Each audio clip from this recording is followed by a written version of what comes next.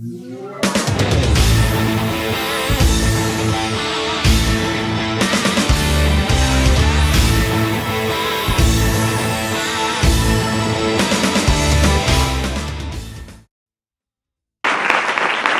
sobre el tema va a decir unas palabras Gregorio Galán.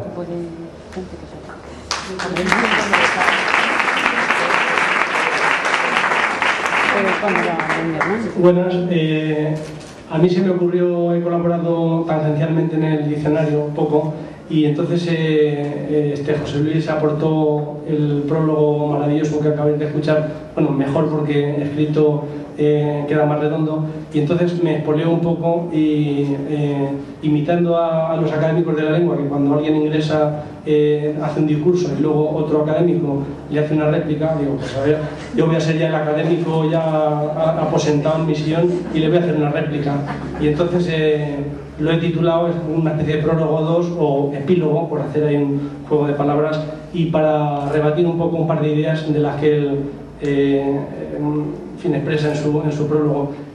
No sé si va a quedar un poco largo, lo que pasa es que en fin, no me había preparado un resumen, entonces lo voy a leer y espero leerlo rápido y no ser especialmente pesado, sobre todo para los que estáis de pie.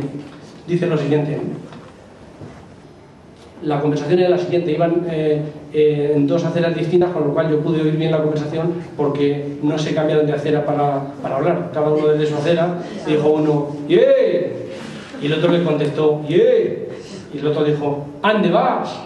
Y los alumnos hasta ahí me entienden, pero ya él, cuando les cuente la respuesta, digo, ¡ay, a llegarla! ¡Ay! Allá los alumnos se descuadran por supuesto, y entonces tengo que traducirles, se lo escribo fonéticamente para que vean la secuencia, ¡ay, viajar, llegar la paz! Y hasta que entienden lo que quiere decir eso, en fin. Ese fue el proceso, así sucedió con el latín y luego con el castellano hasta el siglo XV. En el siglo XV, un invento tecnológico revolucionario cambió radicalmente la situación, fue la imprenta. Es fácil imaginar lo que esta supuso para la fijación de caracteres, sistematización de normas y unificación de criterios. Y lo que es más importante, para el acceso a la escritura a porcentajes de población cada vez mayores hasta llegar a nuestros días, en que es difícil imaginarse la vida analfabeta, ¿no? Y al escribir esto me acordaba, el año pasado estaba yo en Alicante y al salir del hospital de San Juan me abordó un hombre y me preguntó que si sabía dónde estaba el Carrefour. Fue una pregunta que a mí me sorprendió mucho porque el Carrefour estaba exactamente detrás de nosotros. Digo, ahí lo tienen. Y se fue, claro, evidentemente con la cabeza un poco baja porque se dio cuenta de que yo me había dado cuenta de que no sabía leer. No era un hombre muy viejo, eran unos 40, 50 años. Y entonces, pues claro, es sorprendente imaginarse la vida analfabeta en este mundo que vivimos.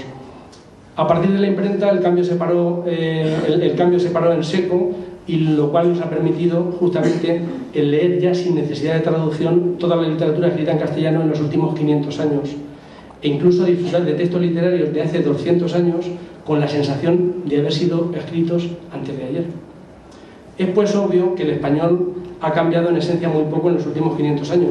Cuando hablamos del español rural o del chelero, no nos referimos a otra cosa que a ligeras variaciones léxicas, más o menos numerosas, y a unas cuantas pocas diferencias en la pronunciación.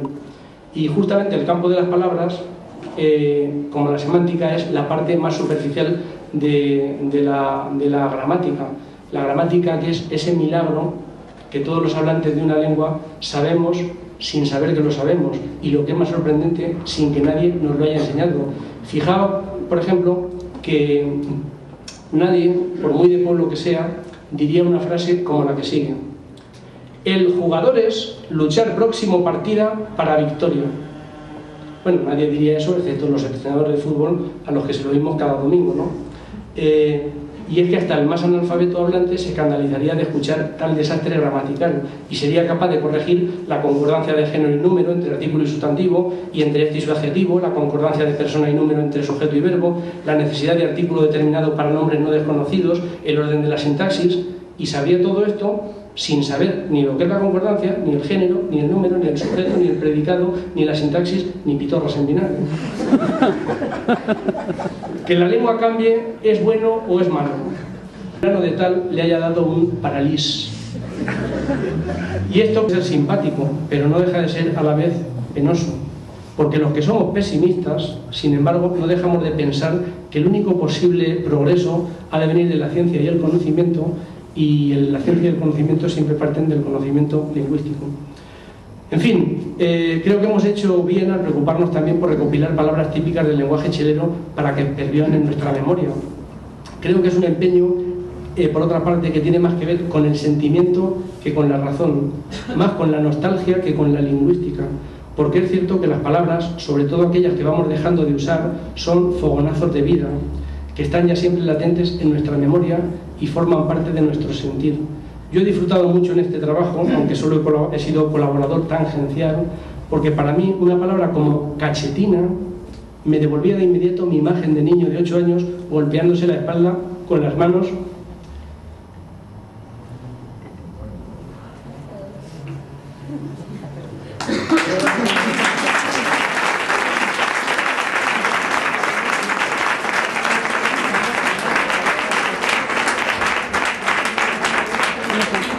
A ver si puedo seguir, ya que soy cantidad de llorón yo.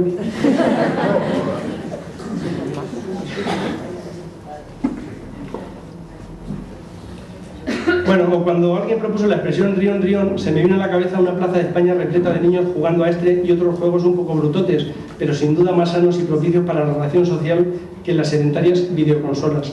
También, por poner un ejemplo menos beatífico, a veces me he acordado de alguna persona de esas a las que no puedes soportar y con la que quizás has tenido que tratar en exceso y, claro, has llegado a tenerle unas con él. Creo, pues, que se ha hecho un trabajo aceptado y, desde luego, voluntarioso y bien intencionado, pero a la vez pienso que no hay que alarmarse en exceso por lo que le suceda a las lenguas, pues estas son el instrumento transitorio, mutante y accidental de esa otra cosa más universal que es el lenguaje. Y el lenguaje, como la energía, ni se crea ni se destruye, solo se transforma. Y si, como vaticinaba acertadamente mi amigo José Luis en su magnífico prólogo, se van perdiendo todas hasta quedar una sola, pues a lo mejor no estaría tan mal. Dejaríamos así de emplear tanto tiempo en estudiar, siempre con frustración, lenguas ajenas imposibles.